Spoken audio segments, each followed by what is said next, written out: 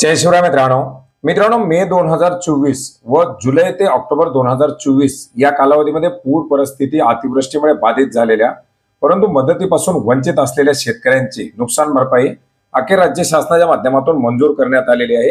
आणि याच्याच संदर्भातील एक महत्त्वाचा असा जी.आर.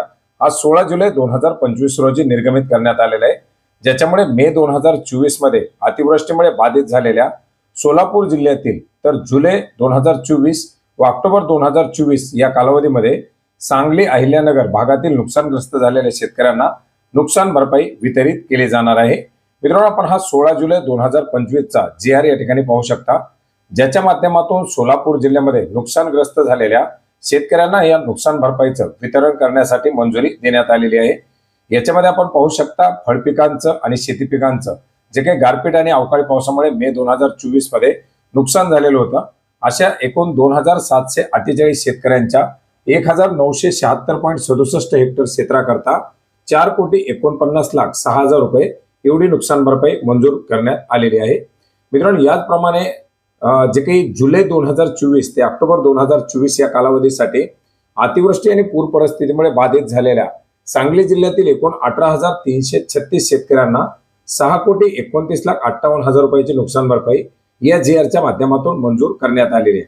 मित्रांनो, याचबरोबर अहिल्यानगर भागातील जे काही जुलै ते ऑक्टोबर 2024 या कालावधीमध्ये अतिवृष्टी पूर परिस्थिती पावसामुळे जे काही नुकसान झालेलं होतं, अशा 1,551 बाधित शेतकऱ्यांना 2,05,00,000 रुपये एवढी नुकसान भरपाई मंजूर करण्यात आलेली आहे। एकंदरीत या तिन्ही जिल्ह्यातील शेतकऱ्यांना या जी.आर.च्या माध्यमातून नुकसान भरपाई वितरित करण्यासाठी मंजुरी देण्यात आलेली आहे।